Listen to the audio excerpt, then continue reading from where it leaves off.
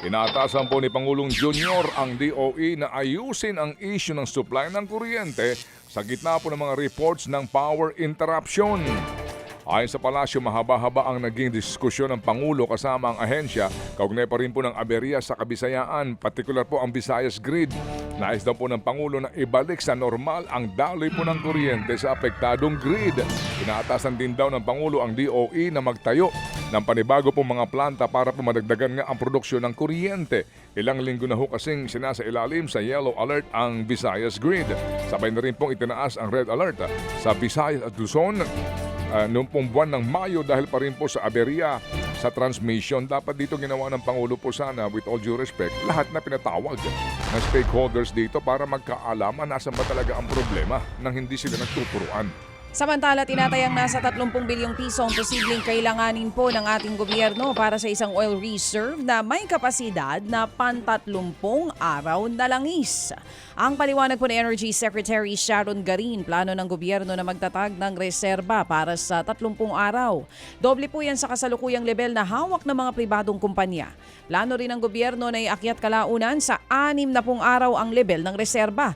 Nakikipag-ugnayan na po ang DOE sa Philippine National Oil Company at Maharlika Investment Corporation para mapag-aralan ang mga posibleng hakbang para sa reserba.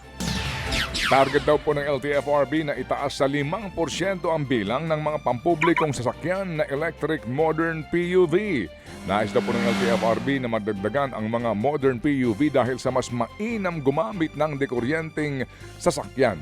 Lalo pat nakita po ng gobyerno na hindi kikita ang mga drivers at operators kung magpapatuloy pong mataas ang presyo ng petrolyo. Sa ngayon po'y merong 120,000 mga jeepneys na bumabiyahe sa bansa at nasa 1,000 lamang dito ang electric vehicle.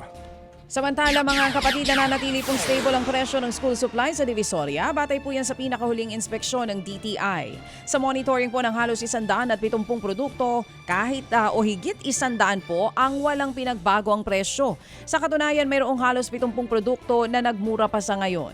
Ang abiso po ng DTI sa mga yun pa lang o sa ngayon pa lamang mamimili ng school supplies. Huwag kalimutang i-check ang price guide ng DTI para po matiyak na hindi labis-labis ang isingil sa inyo. Kinumpirma po naman ng Civil Aviation Authority of the Philippines na bayad na ng AirAsia ang natitirang utang nito. Yan nga po'y matapos pong bigyan ang AirAsia ng hanggang June 6 para nga mabayaran ang 270 milyong pisong obligasyon sa Estado. Maalalang umabot po sa higit na 833 milyong piso ang utang ng CAAP sa pagtatapos po ng 2025. Sa programang ito, ipinaliwanag po ng CAAP kung bakit lumobo sa ganoong pong laki ng halaga ang utang ng AirAsia sa gobyerno. Ang nagiging issue dyan, paano natin ito, halin tulad natin sa credit card. Dahil unang-una, yung mga billings ng mga galing sa probinsya, hindi nagtatama doon sa billings na nakarecord sa kanila. So magko-contest sila ngayon. Ang nagiging issue, magbabayad sila partial because parang credit card. Kung hindi ka magbayad, putol ka. So at least unti-unti. Hanggang sa finally, na-resolve na 200 plus na lang.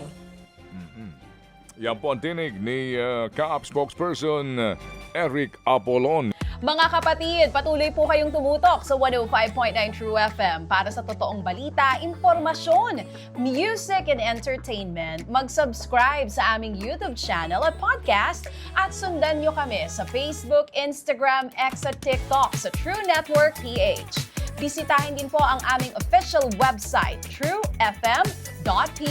At panoorin din kami sa True TV Signal, Channel 19. Kami po ang 105.9 True FM. Laging true sa'yo, kapatid.